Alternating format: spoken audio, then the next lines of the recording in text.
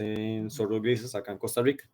Entonces, para que lo tengan ahí por si quieren leerlo y por si lo quieren tener de referencia. Ok, Esos son de la familia de los canios.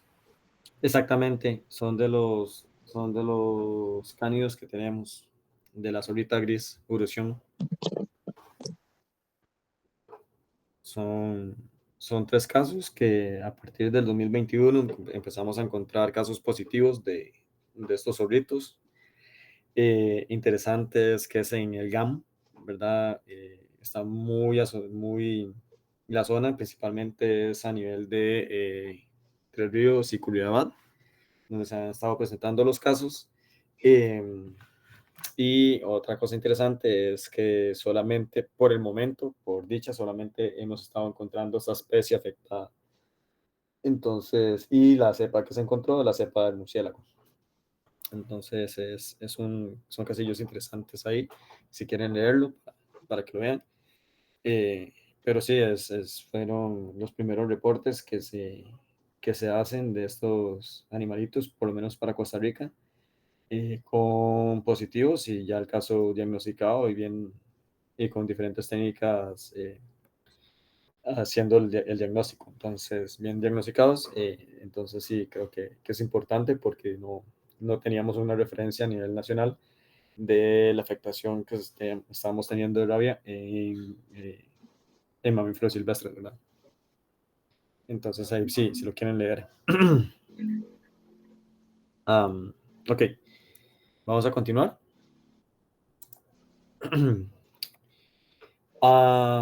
Otra enfermedad que tenemos que tener presente si vamos a trabajar con fauna silvestre, esta principalmente va a estar asociada a roedores, ¿verdad? Más que todo es hantavirus, ¿verdad? Es un boñaviri. Generalmente, pues, un virus envuelto también. Sin embargo, aunque tiene una estructura, una envoltura lipídica, el Hanta tiende a tener un poquito más de resistencia a nivel del ambiente, ¿verdad? Tiene 3 proteínas estructurales principales. Tiene una proteína de nucleocápside y además bueno, 2 proteínas que van a codificar para la envoltura viral. Además, el genoma viral, pues vamos a tener un genoma grande que va a codificar la ARN polimerasa viral, mediano que generalmente va a codificar los precursores de las glicoproteínas, ¿verdad? Que tiene los genes para las glicoproteínas, y uno pequeño que lo que va a tener es el gen de la nicocápside. ¿Ok? La distribución, Hanta va a tener varias presentaciones, principalmente vamos a tener un síndrome pulmonar por hantavirus, que se va a dar principalmente en América, y tenemos un síndrome de renal hemorrágico, ¿verdad? Que principalmente va a estar dado en Asia. En Europa, principalmente lo que vamos a tener es como las 2 presentaciones. Bueno, realmente hay como un virus, una presentación más europea, que es como más febril, ¿verdad? No tiene ese síndrome renal, ¿verdad? Como se presenta en Asia, y no tiene ese síndrome más respiratorio como en América, ¿verdad? Sino es como un síndrome más febril. Y Europa principalmente lo que tiene es como esa combinación entre el síndrome renal y esta combinación de la presentación está más febril. Como les comentaba, hantavirus lo que va a tener es reservorios, son los ratones. La característica que va a tener Hanta es que tiene una gran cantidad de reservorios importantes, ¿verdad? Dentro de estos reservorios son bastante los géneros de ratoncitos que pueden funcionar como vectores y van a estar muy asociados a la distribución a nivel mundial, principalmente en el Nuevo Mundo, en América, ¿verdad? Vamos a tener que géneros como Peromyscus, géneros como Rhintromintomis, géneros como Orthorhyntomis, son los que son principalmente los reservorios, Para el caso de Costa Rica se ha reportado a un bueno, se han reportado 3 casos, ¿verdad? De Hanta, esos en Alajuela, en Río Segundo. Entonces, el virus se llama virus hantavirus Río Segundo, ¿verdad? El hospedero para Costa Rica, hasta el momento, lo que se conoce es que es dentro de Mitomis mexicanos. El hospedero que tenemos, ¿verdad? Y sí, con esos poquitos casos que hay, no hemos tenido tantos casos. Sin embargo, sí se sabe que por lo menos, bueno, ya si está el virus en Costa Rica, ¿verdad? En Panamá también está el virus, ¿verdad? Y sí tiene una distribución que no tiene tanta importancia epidemiológica hasta el momento. Sí, vemos que muchos de los vectores son ratoncitos silvestres, esa es una ventaja que tenemos, ¿verdad? Sin embargo, para Europa y parte de Asia, estas ratones y ratas urbanas sí tienen una importancia en su transmisión, ¿verdad? Sin embargo, para el Nuevo Mundo, sí, principalmente lo vamos a tener a nivel de ratoncitos silvestres. No obstante, también a nivel mundial, pues esta rata negra, ¿verdad? Ratus,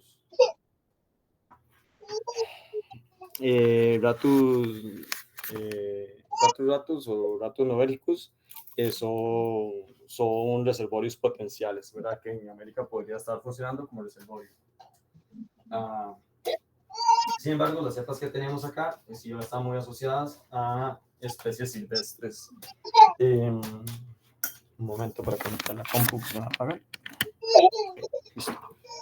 La transmisión se va a dar por inhalación del virus y esto principalmente el virus va a estar en excretas de los ratones. En muchos casos, tanto en orina como en heces, ¿verdad? Podemos encontrar las partículas virales que en estos fomites pues van a permitir que se mantengan en el ambiente. En muchas ocasiones la parte o la facilitación que hay para que el virus ingrese al humano es cuando llegamos a sitios donde hay una concentración alta de roedores, ¿verdad? Una concentración alta de excretas de roedores y cuando estamos limpiando, barremos y levantamos esas partículas virales, ingresan a nivel respiratorio y pues ya llegan a colonizar las células blanco y a partir de aquí hacen la distribución como tal para terminar la patogenia. Y vamos a tener que hay ciertas similitudes y diferencias dependiendo del tipo de presentación, ¿verdad? Si es una presentación hemorrágica renal o si es la presentación pulmonar. Entonces, bueno, a nivel de transmisión, pues vamos a tener que la transmisión es la misma, ¿verdad? Va a ser por excretas. Las etapas, principalmente los periodos de incubación, los periodos de las primeras etapas febriles y demás, son relativamente similares en ambas presentaciones. Los órganos, como vamos a tener un síndrome que es un síndrome renal, ¿verdad? Principalmente lo que va a afectar son riñón y sistema linforeticular. Y en el caso del síndrome pulmonar, pues lo que va a afectar son los pulmones. Podemos tener también algún tipo de presentación más exudativa, ¿verdad? Más un tipo de derrame. En el caso del virus Hanta en el renal, lo que vamos a tener es como un derrame o un edema muy marcado, ¿verdad? A nivel retroperitoneal, puede ser también que haya cierta cantidad de hemorragia asociado, ¿verdad? A este espacio retroperitoneal, mientras que en el pulmonar lo que vamos a tener es un derrame más que todo en el intersticio pulmonar, ¿verdad? o el lecho torácico podría haberse comprometido. Entonces, sí, sí es como, pero el lecho, a nivel intersticial de pulmones es como la parte donde vamos a comenzar a ver mayor afección, ¿verdad? Mucho edema pulmonar intersticial y demás que está presente en esta presentación. Y características patológicas, principalmente lo que vamos a tener es que el virus se va a ir por lecho vascular, ¿verdad? Y lo que va a permitir es una fuga a nivel capilar del virus llegando hacia los órganos blanco, en este caso riñones o pulmón, ¿verdad? Y como buen virus, pues el infiltrado inflamatorio que vamos a ver en los órganos afectados es un linfocitado mononuclear, principalmente el linfoplasmocitario. Hallazgos clínicos, realmente son hallazgos relativamente similares. Acá lo que vamos a cambiar es que en el caso de la presentación renal, pues vamos a encontrar más que todo hemorragias asociadas, ¿verdad? Es un síndrome hemorrágico, ¿verdad? Con afección renal. Y puede llegar también, ya cuando se presenta la afección, tenemos más que todo hemorragias a nivel renal y podemos tener hemorragias a nivel abdominal.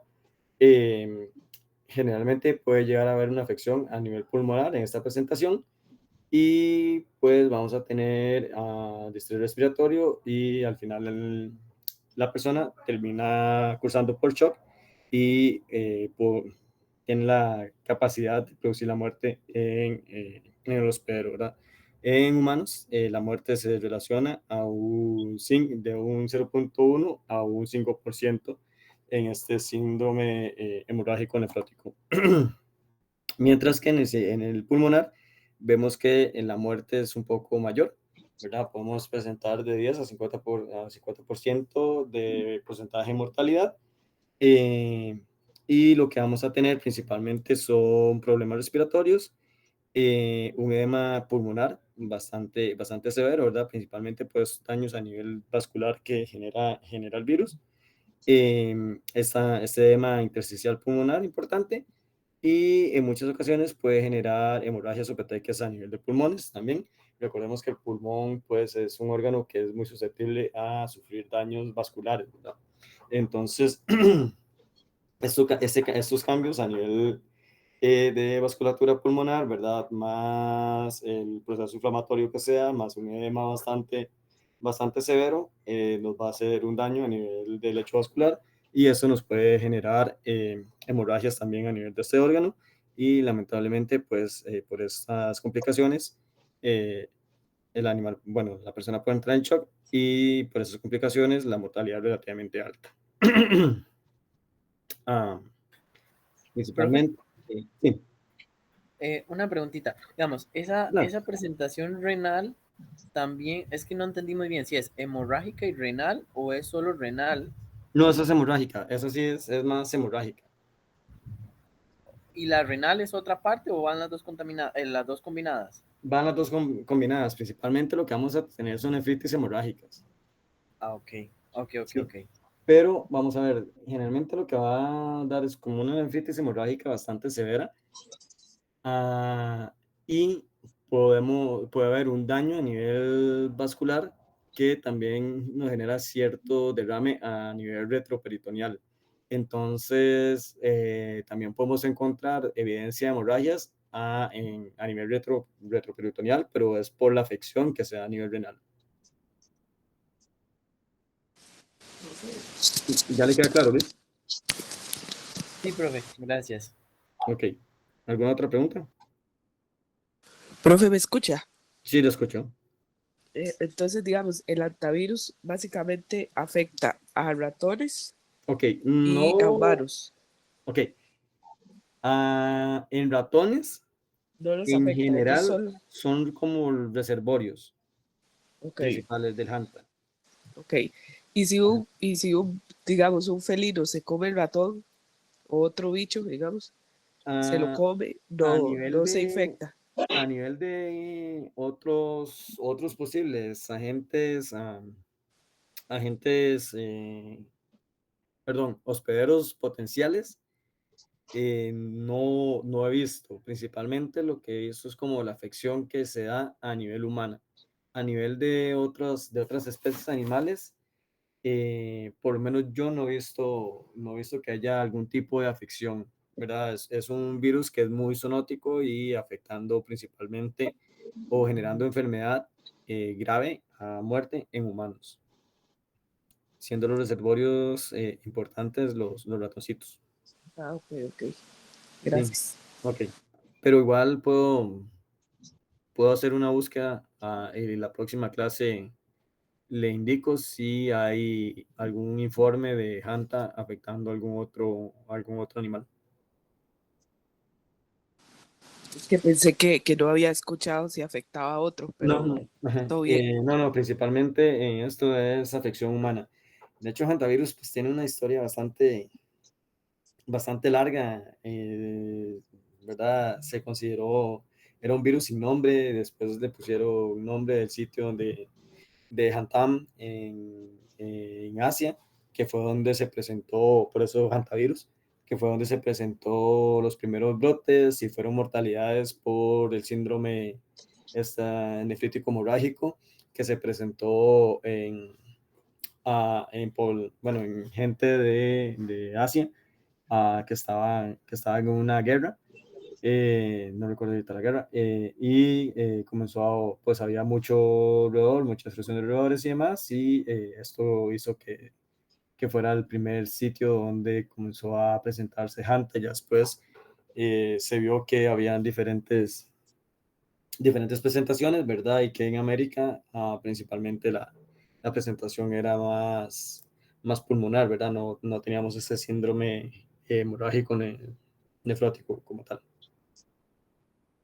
Entonces sí, es interesante el virus, pero sí, por lo menos lo que yo he leído de Hanta es que afecta principalmente humanos, siendo los reservorios importantes los roedores. Ok, Sí, todo claro. ok, perfecto. Entonces, sí, digamos, también podemos encontrar algunos hallazgos a nivel de pruebas de laboratorio y de químicas, ¿verdad? Y lógicamente es esperable que se va a afectar a nivel renal, pues tengamos azotemia, tengamos proteinuria, hematuria, leucopenia o leucocitosis también podría estar asociado. Y hiperbuminemia podríamos tener, ¿verdad? Pero simplemente es por toda la afección renal que tenemos. Ah, y a nivel de el síndrome pulmonar, pues lógicamente vamos a encontrar hipoxia, ¿verdad? Por toda la afección a nivel pulmonar que está presentando. Podemos tener hiperbuminemia, pero más que trombocitopenia, eh, leucopenia o linfocitosis y hemoconcentración, pero principalmente es por los trastornos vasculares que da la infección, ¿verdad? Principalmente que va a afectar mucho lo que es el lecho vascular, principalmente a nivel torácico. Ok. ¿Todo bien con Hanta?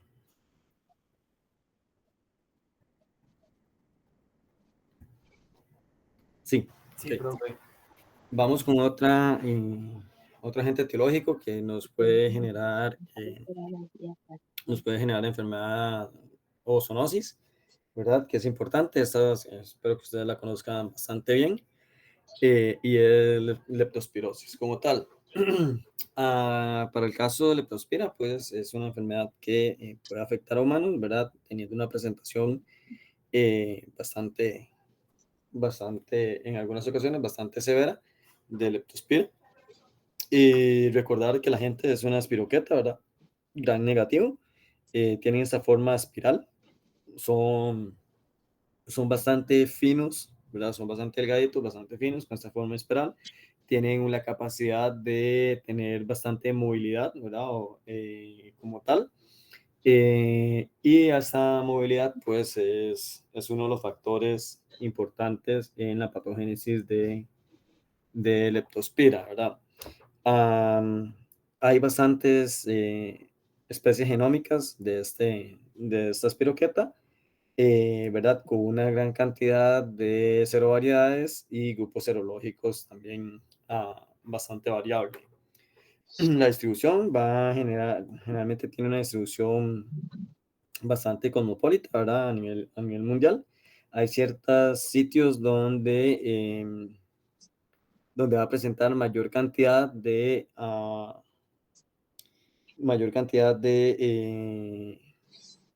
brotes, ¿verdad? Pero principalmente, pues, la distribución es bastante,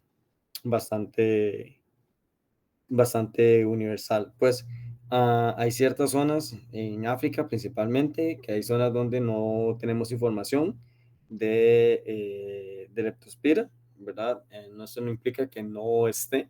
Si vemos, hay ciertas zonas donde sí se encuentra la distribución y hay algunas otras zonas donde no se ha reportado, pero esto no implica que, que la enfermedad se esté dando, ¿verdad?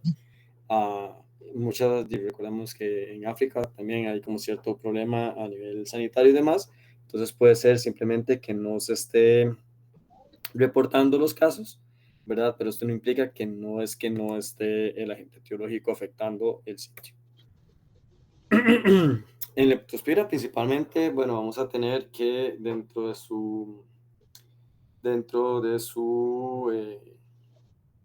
ciclo de vida normal, van a ser, y otra vez los roedores, van a tener un, van a tener un papel importante en la transmisión del virus, van a ser los hospedadores o los reservorios que van a estar liberando a las espiroquetas en el ambiente. Generalmente ingresa a animales o eventualmente el humano, ¿verdad? Por consumo, principalmente consumo de agua o alimentos contaminados. Y pues va en los hospedadores susceptibles, pues va a generar la enfermedad. Recordemos que principalmente va a tener una afección importante a nivel renal. Sin embargo, tiene una característica acá importante, es de que la sintomatología clínica de leptospirosis es bastante genérica, ¿verdad? Entonces es poco específica. Dentro de la sintomatología, principalmente lo que vamos a tener son fiebres, dolor de cabeza. En muchas ocasiones va a haber un cuadro de ictericia asociado a los pacientes positivos con leptospira. En muchas ocasiones podemos encontrar una linfoanomegalia importante, ¿verdad? Un agrandamiento de linfonodos, principalmente linfonodos a nivel submandibular, los linfonodos axilares tienden a afectar bastante. Podemos tener algunos eventos hemorrágicos, ¿verdad? Podemos tener vómitos, podemos tener diarreas a nivel intestinal o gastrointestinal, podemos tener también cierta cantidad de hemorragias, entonces podemos tener estas diarreas más hemorrágicas, podemos tener dolores musculares asociados, puede haber afecciones a nivel pulmonar también, ¿verdad? Como la sintomatología clásica de leptospira. Acá recordar que principalmente leptospira, bueno, es una bacteria que generalmente lo que va a afectar directamente es a nivel renal, ¿verdad? ¿Cuál es la presentación histopatológica o el proceso inflamatorio histopatológico más común de leptospira? Clásico de leptospira. La hematuria. Pero el diagnóstico morfológico a nivel histopatológico, ¿qué tipo de inflamación vamos a tener?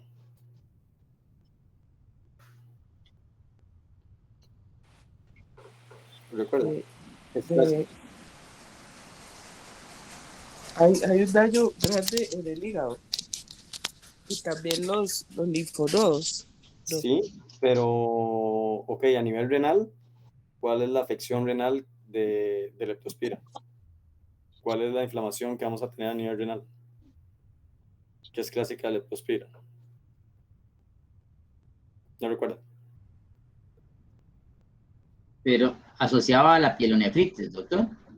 Realmente es una nefritis. Ajá. Pero ¿qué tipo de nefritis vamos a tener? Yo sí no me acuerdo de eso, profe.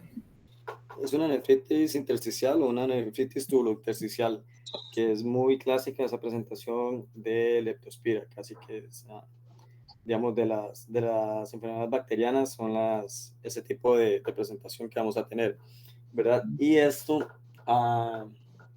mucha del proceso inflamatorio se va a deber a daño mecánico por la leptospira, ¿verdad? En las células renales, en las células blanco.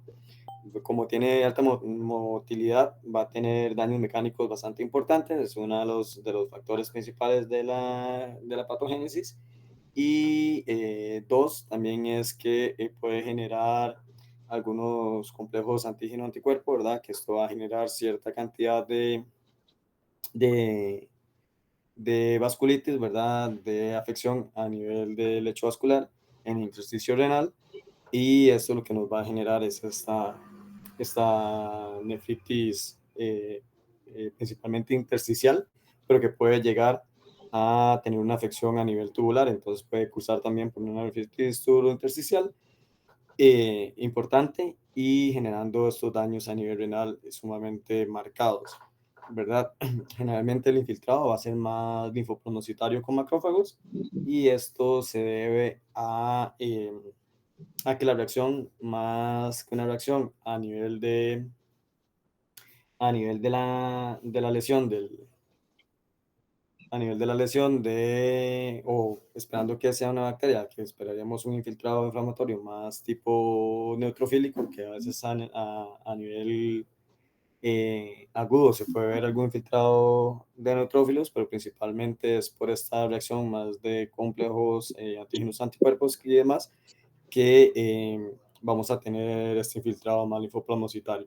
Entonces, con compañía de macrófagos, que es una característica importante que tenemos que tener en leptospira, ¿verdad? Cuando cuando analizamos a nivel renal este proceso inflamatorio de esta bacteria. ¿Sí recordaban eso?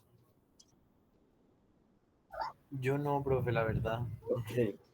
Bueno, ahí para que les quede eso, porque si es una presentación inflamatoria y bastante característica de leptospira, ¿ok? Para que no se les olvide. Ok, otros agentes etiológicos que nos van a causar enfermedades zoonóticas y que ha tenido una relevancia importante en el último tiempo ha sido los coronavirus. Dentro de coronavirus vamos a tener que se han dado varios eventos de zoonosis, ¿verdad? En los últimos 20 años, comenzando por el SARS-CoV, ¿verdad? Que se dio en el 2003, ¿verdad?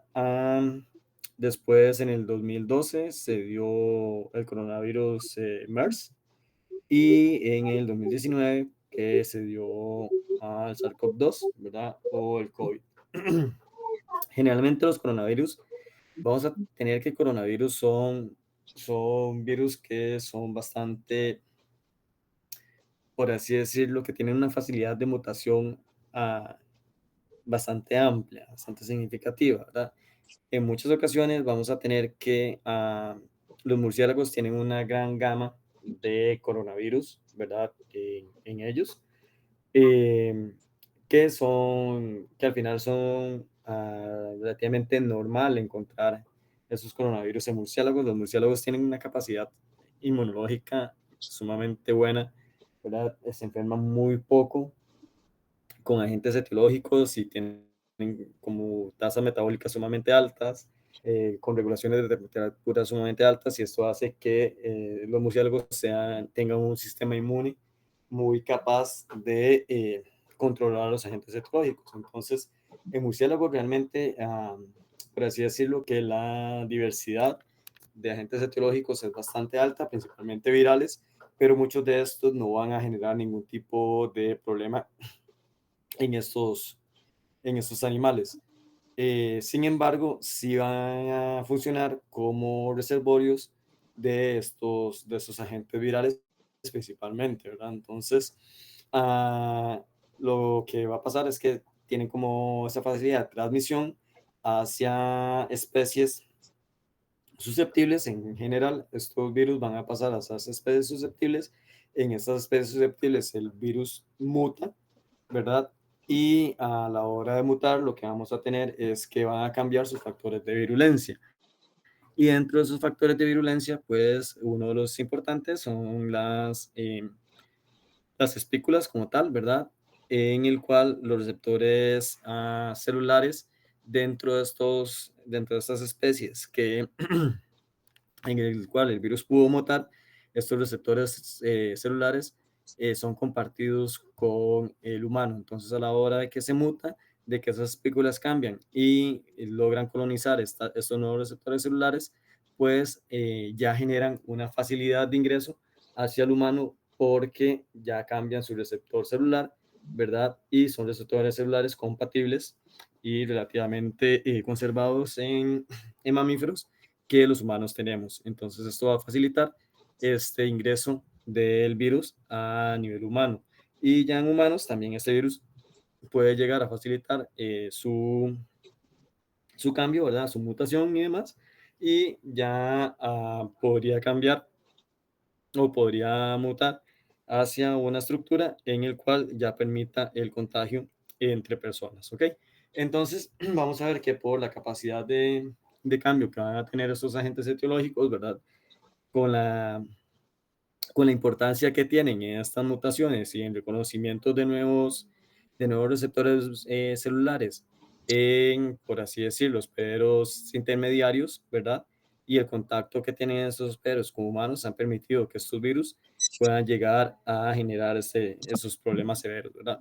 Eh, principalmente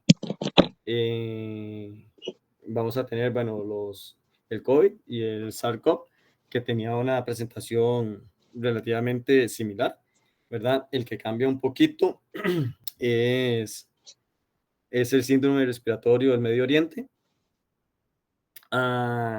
que se dio en Arabia Saudita principalmente, que se cree que fueron los dromedarios los que permitieron que se diera esta mutación a nivel del coronavirus, ¿verdad?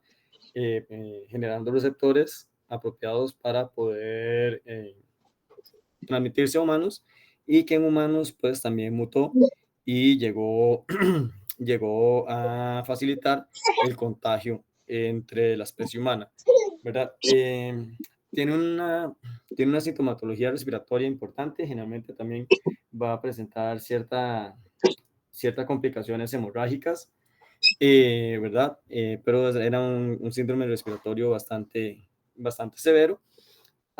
Lo que sí tuvo una característica porque se consideró que la tasa de mortalidad del MERS es bastante alta, si no me equivoco, anda rondando como el 50% la tasa de mortalidad que tiene esta enfermedad. No obstante, y se pensó que iba a ser una zoonosis con un impacto bastante alto a nivel humano. Sin embargo, tuvo una característica que, por dicha, ¿verdad? El virus no logró tener una tasa de transmisión muy alta. Entonces, relativamente se controló los brotes porque la transmisión realmente era muy baja entre humanos. Sin embargo, ¿verdad? Se esperaban mayores números, fue relativamente bajo los números de casos que se dieron, ¿verdad? Pero sí presentaba una alta mortalidad. Entonces, es como una característica importante que ha tenido el coronavirus con este síndrome respiratorio. Ok. El SARS-CoV principalmente fue algo similar al COVID, ¿verdad? De hecho, es como el clado antecesor al SARS-CoV-2. Y este se cree que también tuvo un hospedero intermediario, bueno, salió también a nivel de Asia, tuvo un hospedero intermediario que era una civeta, y que por contacto pudo transmitirse a nivel de humanos, ¿verdad? Comenzó con una presentación de casos relativamente alta para el 2002. Se consideraba que iba a tener un impacto importante a nivel humano, pero realmente se vio que también no tuvo tanto éxito a la forma de transmisión entre humanos.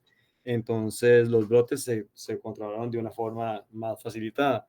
No así para el SARS-CoV-2, ¿verdad? Que lamentablemente sí la mutación permitió una tasa de contagio sumamente alta, ¿verdad? Y que fue una de las diferencias que tuvo con estos otros dos coronavirus que vimos anteriormente, ¿verdad? Y lo que hizo fue que esa tasa de transmisión fuera muy alta y que pues enfermara a un gran porcentaje de la población.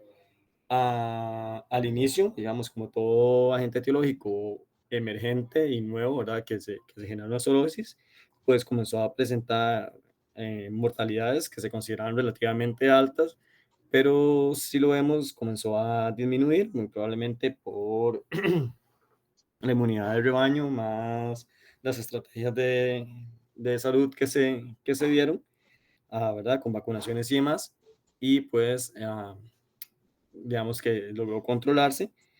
Sin embargo, sí tuvo esa característica que este sí permitió un alto contagio, aunque la ventaja fue que, además de que, bueno, se vieron bastantes muertes implicadas, pero se vio que la mortalidad, la tasa de mortalidad, fue relativamente baja a lo esperado en un inicio. Entonces, aunque fue muy patogénico, ¿verdad?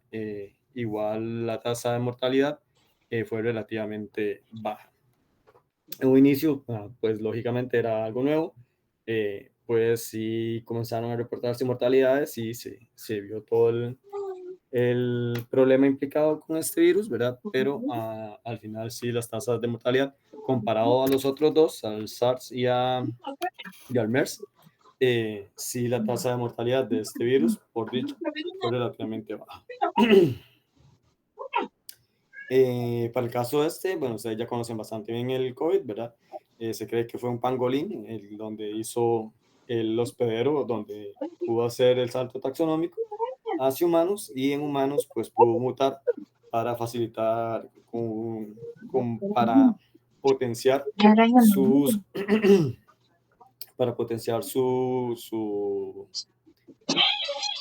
factores de virulencia, ¿verdad? Que era la espícula, y esto facilitó el contagio entre humanos, ¿verdad? Dando todas las características de la pandemia que tuvimos. Otra enfermedad que vamos a ver, yo creo que con esta cerramos con la parte de zoonosis, es Baisascaris explosionis. Este es un nemato que afecta mapaches, ¿verdad? Para Costa Rica, a partir del 2014, si no me equivoco, fue la primera vez que se reportó la presencia de este nemato en los mapaches. Puede tener las ratas pueden tener un papel importante en el ciclo de estos animales, ¿verdad? También, pero el hospedero definitivo es el mapache. Por eso su epíteto de Procyonis. Generalmente se liberan a heces, ¿verdad? Cuando ahora es bastante frecuente, un porcentaje bastante alto de mapaches que llegan a necropsia. Acá, por lo menos, sí los vemos con la presencia de este nematodo. Estamos hablando que por lo menos un 50% de los mapaches que ingresan tienen la presencia del parásito. Este parásito tiene un potencial importante como zoonosis a nivel humano. Generalmente es un parásito que es aberrante, ¿verdad? O hace migraciones aberrantes. El humano tiende a ser un hospedero accidental. Entonces, en el humano hace migraciones aberrantes y generalmente la migración lo hace a nivel encefálico y lo que nos genera es una encefalitis parasitaria bastante importante y que puede llevar a la muerte de la persona. Para Costa Rica no se ha reportado nunca la enfermedad, ¿verdad? La encefalitis por ese parásito en humanos. Sin embargo, en Estados Unidos sí no es que sea tan frecuente, pero sí se presentan casos casi que anualmente. Entonces sí tenemos que tener cuidado, ¿verdad? Porque tenemos el parásito acá. La transmisión principalmente es fecal oral, ¿verdad? Donde vamos a encontrar principalmente los huevillos o las larvas a nivel de las heces de los mapaches. Entonces, alimentos o agua contaminada con heces de mapaches pueden tener los huevecillos o pueden tener las larvas de este nematodo, pueden ser consumidas y pues aquí generar el problema de la encefalitis asociada con esto, ¿verdad? Siendo un problema potencial bastante alto. Ok. Preguntas, chicos, de enfermedades zoonóticas. ¿Ha quedado claro todas? ¿Todo bien? Sí, Sí, ¿no? profe. Ok. Son las 4:10. Doctor, ¿cómo vemos el factor del roedor, ¿verdad? Que implica en muchas de las que van de estas enfermedades silvestres que afectan a las personas? ¿Cómo se ve esa especie involucrada, ¿verdad? Y que creo que a veces no tenemos el cuidado o no le damos la importancia a, a tenerlo en control o evitar que entren, ¿verdad? Porque no lo vamos a eliminar, pero sí mantener controlado y tener cuidado en Sí, que no sí, sí, respirar de hecho, esas cosas, porque ya yo he entrado a lugares donde huele a roedor desde que estoy a como 1 kilómetro y aquel montón de excretas por todo lado y la gente igual como si nada, como que no ha pasado nada. exacto. Entonces, y son animales que realmente sí se utilizan mucho como hospederos intermediarios, eventualmente como vectores de muchas de las enfermedades.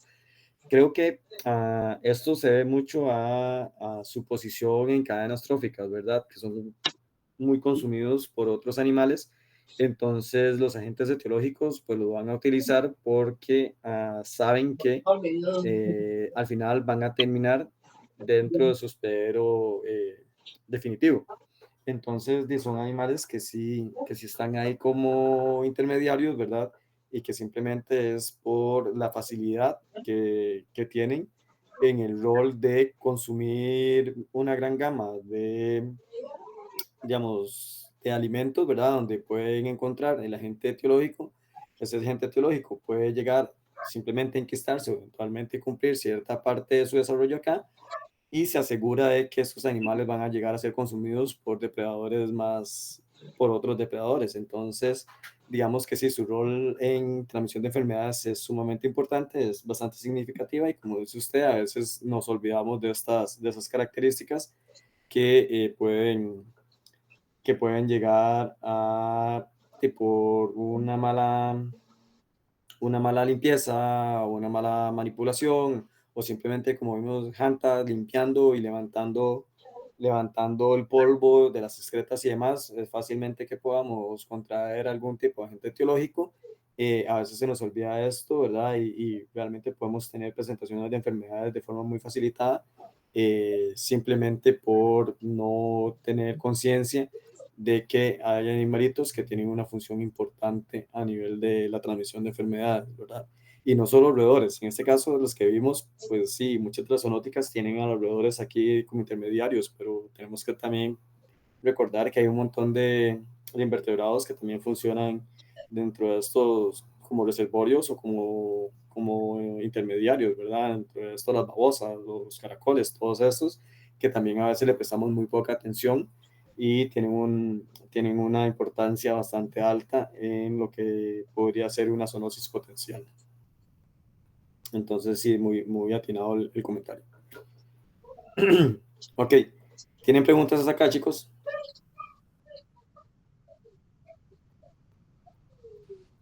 ¿Todo bien? De momento estoy bien, profe. Ok, perfecto. seguiríamos con la parte de enfermedades infectocontagiosas, ya está directamente sobre fauna. Sin embargo, no sé, quería solicitarles si no importa si dejamos esta clase para la próxima semana. La verdad, sí, creo que ya la garganta sí la siento bastante irritadilla. Entonces, sí quería solicitarlos si están de acuerdo. A ver si dejamos esta parte de la presentación para la próxima semana. ¿Les parece? Sí, profe, por mí Está bien, no. profe. Claro, profe. No hay ningún problema. Sí se va escuchando conforme pasa la clase, que habla menos. Sí, de hecho, ya en las últimas diapositivas ya sí sentí un poco más de que se me estaba bajando un poquillo la voz. Entonces, si no hay problema para ustedes y gracias por la comprensión, podemos dejar esta charla acá. Creo que igual también ya la charla de zoonosis es un poquito pesada también y ya han recibido bastante información.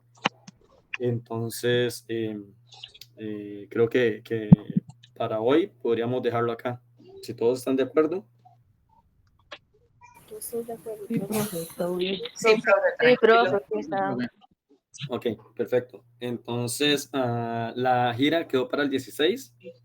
La próxima semana vamos a tener igual clases y vemos esta presentación y si nos da tiempo, vemos parte de la presentación ya un poco sobre manejo de animales. ¿Está bien? Espero que les haya gustado la presentación de zoonosis. Recordar que hay un montón de agentes etiológicos, ¿verdad?, que podemos contraer por parte de manipulación de animales silvestres, que eso es la finalidad de esta presentación, ¿verdad? La idea es que les quedara un poquito más clara las que son relativamente más comunes y que tienen una importancia a nivel nacional, ¿verdad? Podrían llegar a tener una importancia a nivel nacional y para que ustedes también tengan sus cuidados y extremar medidas de bioseguridad que siempre son importantes a la hora de hacer manejo de animales silvestres. Esto no implica que cuando trabajamos con animales domésticos o animales de producción no tengamos o reduzcamos las medidas de bioseguridad, pero digamos que a veces nos enfrentamos en estos animales, pues, a agentes etiológicos con los que estamos más en contacto.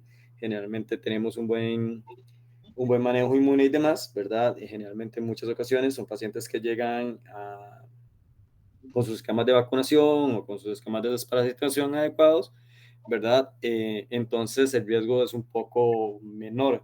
Para silvestres puede haber de todo circulando en esos animales y siempre es importante las medidas de bioseguridad, ¿verdad? Y siempre es importante recordar de agentes etiológicos que podemos adquirir por causa de estos animales. Entonces, espero que les haya quedado claro, que les haya gustado la presentación y nos veríamos la próxima semana.